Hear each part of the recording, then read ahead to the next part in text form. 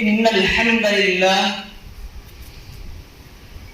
الحمد لوليه والصلاة على نبيه. اب قومی ترانہ پیش کرنے کے بعد کیوں نہ ہم اس شخصیت کو یاد فرمائیں جس کے صدقے ہم تمام کا وجود ہے، اور وہ شخصیت تاجدار مدینہ حضرت محمد مصطفیٰ صلی اللہ علیہ وسلم کی شخصیت ہے، جن کی بچپن کی زندگی کو ہم دیکھتے ہیں تو کچھ اور ہی نظر آتا ہے، جب ان کی جوانی پر نظر ڈالتے ہیں تو کچھ اور ہی نظر آتا ہے، اور جب ان کی آخری زندگی پر نظر ڈالتے ہیں تو کچھ اور ہی نظر آتا ہے. تو ان کی ابتدائی زندگی کو پیش کرنے کے لیے میں دعوت دیتا ہوں عبد الواجد اردی کو، جن کا موضوع ہے حضور صلی اللہ علیہ وسلم کے ایام طفولیت. بے سایہ کر دیا اس سایہ دار کو جس کے مادر و ام دونوں ولادت سے پہلے دنیا سے رخصت ہو گئے تھے. اس شخصیت کی ذات گرامی کو بیان کرنے کے لیے میں دعوت دیتا ہوں عبد الواجد اردی کی.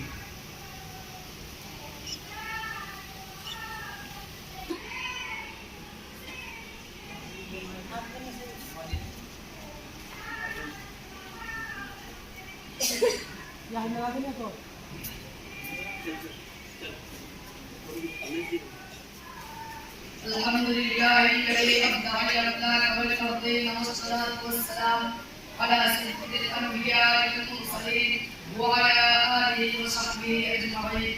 أما بعد، فقد قال الله تعالى في القرآن المجيد والفرقان الحميد: أعوذ بالله من الشيطان الرجيم، بسم الله الرحمن الرحيم. ألم يجدك يتيما فآوى. وقال النبي صلى الله عليه وسلم: إني لأعرف أخا بمكة كان يسلم علي قبل أن أبعثه، إني لأعرفه الآن، أو كما قال عليه الصلاة والسلام. پیدا ہوئے تو باپ کا سایہ اٹھا دیا، پیدا ہوئے تو باپ کا سایہ اٹھا دیا. گھٹنوں چلے تو دادا غم کو روانہ تھا، چلنے لگے تو مادر و ام ہو گئے جدا، چلنے لگے تو مادر و ام ہو گئے جدا. ہر ایک سایہ سر سے اٹھتا چلا گیا. سایہ پسند آئے نہ پروردگار کو، سایہ پسند آئے نہ پروردگار کو، بے سایہ کر دیا گیا اس سایہ دار کو.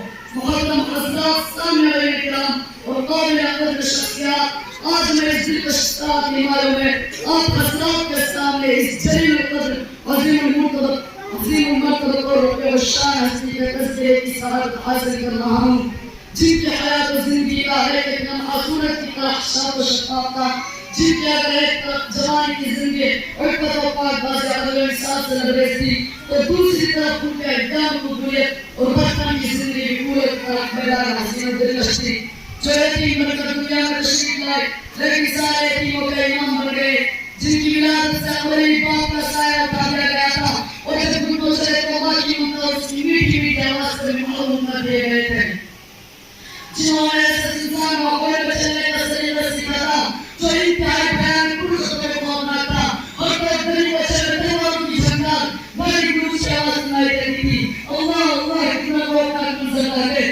بہت بہت چیزیں کی معصوم بچہ بھی زندہ تک اور کر دی جاتی. وہاں کا ایک بچہ تہذیب و تمدن سے نابود شاد مشکل کوئی بقائے کا ہو سکتا. سورج نور ہوتے ہی مکہ کی گلیوں میں بچوں کی بھیڑ لگ جاتی. رقص و سرور ناچ گانا خالو پتھر ان کا محکوم مشکل آتا.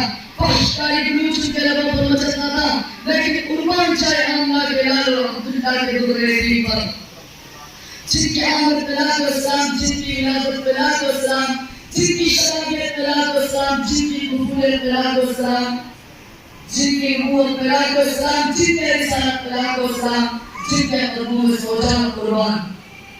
تو اس کو پوری تاریخ انسانیت میں آپ صلی اللہ علیہ وسلم کی کوئی مثال نہیں ملتی. اور یہ بھی کیسے قدرت نے آپ کا ثانی کسی کو پیدا ہی نہیں کیا، بلکہ پیدا ہونے کے بعد وہ سچا ہی توڑ دیا گیا تاکہ کسی کو ثانیت کا شبہ ہی نہ ہو سکے. آپ کی برکت بے مثال، آپ کی رسالت بے مثال، آپ کی برکت بے مثال، آپ کی رسالت بے مثال، آپ کا مرتبہ بے نظیر، آپ کی قوت بھی بے نظیر، آپ کا مقام نرالا، آپ کی شان بھی بڑی نرالی، اس لیے آپ کی قبولیت بھی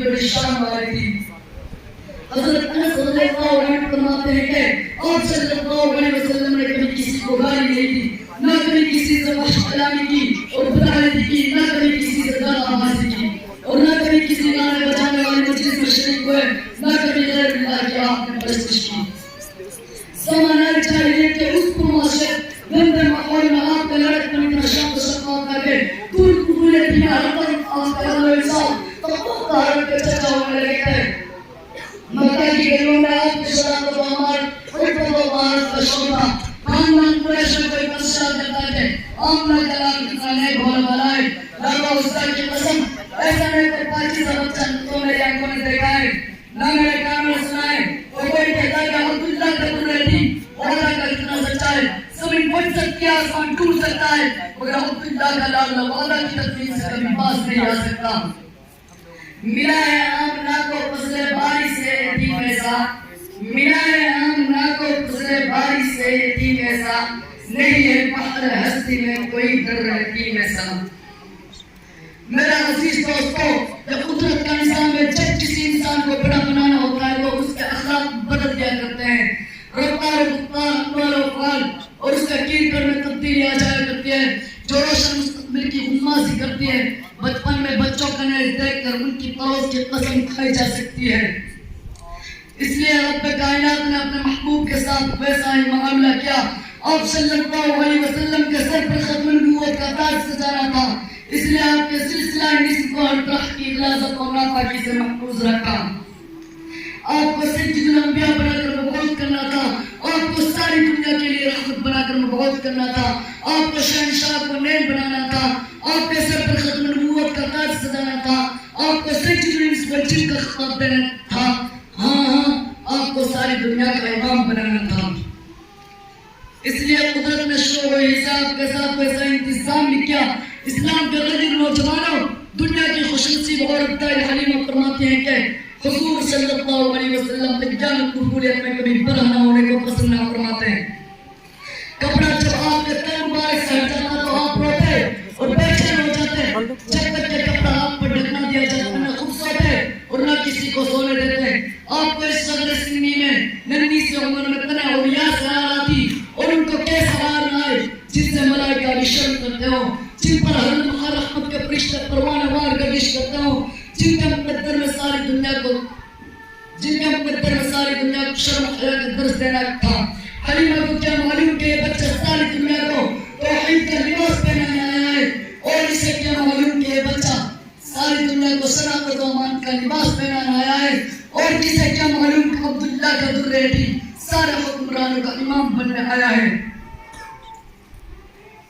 حضرت حلیمہ رضی اللہ عنہ فرماتی ہیں کہ حضور صلی اللہ علیہ وسلم کا رضا بھائی گھر سے نکل کر بچے کے ساتھ کھیلنے میں مصروف ہوتے، حضور کی نظر جب ان پر پڑتی تو فوراً ہاتھ پکڑ کر فرماتے ہم اس بیکار کام کے لیے پیدا نہیں ہوئے ہیں۔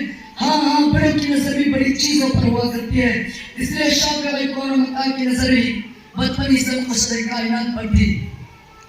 خود نہ تھے جو راہوں پر اوروں کے عادی بن گئے، خود نہ تھے جو راہوں پر اوروں کے عادی بن گئے، کیا نظر تھی جس نے ملکوں کو مسیحا کر دیا۔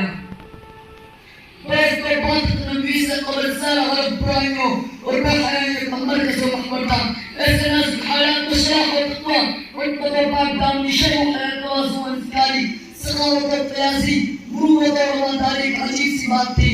پھر دور ناز جانا خراب کاری خود پرستی اور دیگر تمام نبویات سے آپ شروع ہی سے متنفر تھے۔ اس لیے کبھی کبھی ابو طالب اور آپ کی بھوپیاں بھی بتوں سے بیٹھ کر سخت ناراضگی اور فہمی کا اظہار کرتے ہیں۔ حضرت ام ایمن رضی اللہ عنہ سے روایت ہے کہ قریش کا ایک بت تھا جس کا نام بوانا تھا۔ قریش ہر سال اس کے پاس حاضری دیا کرتے تھے اور اس کی طاقت تعظیم کرتے، اس کے نام پر قربانی کا جانور ذبح کرتے، سر منڈاتے اور اس کا طواف کیا کرتے تھے۔ ابو طالب بھی اپنے قوم کے ساتھ ہر سال حاضری دیا کرتے اور اس کی پرستش کرتے۔ چنانچہ ابو طالب حضرت صلی اللہ علیہ وسلم سے بھی کہا کرتے تھے کہ آپ ان کے ساتھ خلیمہ شریک ہوا کریں، مگر آپ ہمیشہ انکار فرما دیا کرتے۔ ایک مرتبہ ابو طالب کو بڑا غصہ آ گیا۔ ام ایمن کہتی ہے کہ اس دن میں نے دیکھا کہ حضرت صلی اللہ علیہ وسلم کی بھوکیاں بھی بہت غضبناک ہو رہی تھی اور کہنے لگی تم جو ہمارے محبوبوں سے اس طرح نفرت کرتے ہو ہمیں تو تمہاری طرف سے ڈر ہو گیا ہے۔ محمد کیا تم نہیں چاہتے کہ اپنی قوم کے غیر میں شریک ہو اور مجموعہ میں اضافہ کرو؟ بے انشرار کے افراد کی ناراضگی کی وجہ سے ایک دن حضور قوم کے ساتھ چل پڑے۔ قوم وہی جو پوری دنیا کو توحید کا سبق سکھانے آیا تھا، جو ساری انسانیت کو وحدانیت کا درس دینے آیا تھا، جو کفر و شرک سے دنیا کو پاک کرنے آیا تھا، جو بت پرستی سے لوگوں کو نجات دلانے آیا تھا۔ آج وہ اپنے گھر والوں کے ساتھ خدا کی محفل مغرب منانا چاہ رہا ہے، لیکن قربان چائے نظر انتخاب پر قدرت محبوب کی نقل حرکت پر مسکرا رہی تھی۔ خدا نے آپ کی پوری حفاظت کی اور آپ پورا دن مجموعہ سے غائب رہے۔ اس کے بعد جناب صلی اللہ علیہ وسلم واپس تشریف لائے تو آپ کا چہرہ انتہائی خوفزدہ پریشان حال تھا۔ بھوکیوں نے پوچھا محمد اتنا خوفزدہ کیوں؟ آپ نے فرمایا مجھے لگا کہ مجھ پر بھوت پریت کا اثر نہ ہو گیا ہو۔ بھوکیوں نے کہا نہیں ایسا نہیں ہو سکتا، تم نے ایک مزاج تم نے ایک قسمت ہو، تم میں بڑی خوبیاں ہیں، مگر تم یہ بتاؤ تم نے طے کر کیا؟ آپ صلی اللہ علیہ وسلم نے فرمایا چکی میں گوانا کے قریب جاتا میرے سامنے ایک سفید رنگ کا قدا اور انسان ہوتا جو مجھ سے پکار کر کہتا محمد پیچھے ہٹو، اس کو ہاتھ بھی مت لگانا۔ ہائے ہائے پیغمبر کی شان ہی بڑی نرالی تھی، بولا بولا معصوم زبان شرم خدا کے پیغمبر سب کو امان کے مخبر اور رسولوں کے سردار۔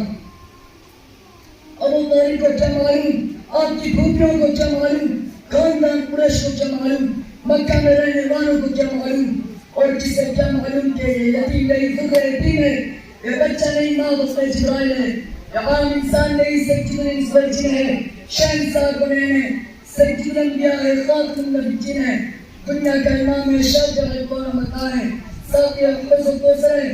اس مکہ کی سرزمین پر ان کے ماحول میں چل کر پھرتے رہے، لیکن اس لال بدخشاں کو کسی نے نہ پہچانا، مگر اس جوہری کو مذہب عیسائیت کے جوہری نے پہچانا، اس جوہر کو مذہب عیسائیت کے جوہری نے پہچانا، اس جوہر یتیم کو شام کے سفر میں بحیرہ راہی نے پہچانا، اس دانائے روزگار کو شام کے دوسرے سفر میں نصر راہی نے پہچانا، اس چکتائے روزگار کو بیسران شد و حج نے پہچانا، اس چکتائے خدا کو قدرت ملائکہ اور فرشتوں نے پہچانا۔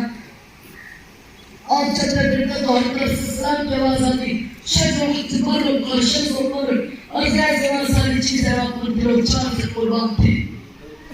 مسلم شریف کی روایت ہے، حضرت جابر بن عبداللہ رضی اللہ عنہ فرماتے ہیں کہ نبی کریم صلی اللہ علیہ وسلم نے فرمایا انی اعرف حجرا بمکہ کان یسلم علیہ قبل ان یبعثہ انی اعرف منہ۔ ابھی میں ان پتھروں کو اچھی طرح پہچانتا ہوں جو مجھے بہت عزت اور احترام کیا کرتے تھے۔ میں اپنی تقریر ختم کر رہا ہوں ایک شعر کے ساتھ۔ ابتدائی تیری بے مثال انتہا بھی باکمال، ابتدائی تیری بے مثال انتہا بھی باکمال، قبولیت بھی شرافیت بھی سب کچھ تیری بار اعتبار۔ یا صاحب الجمال و یا شہید البصر، یا صاحب الجمال و یا سید البشر، من وجهك المنير لقد نور القمر، لا يمكن الثناء كما كان حقه بعد استقبال ظروف قسطا مختصر، واخر دعوانا الحمد لله رب العالمين۔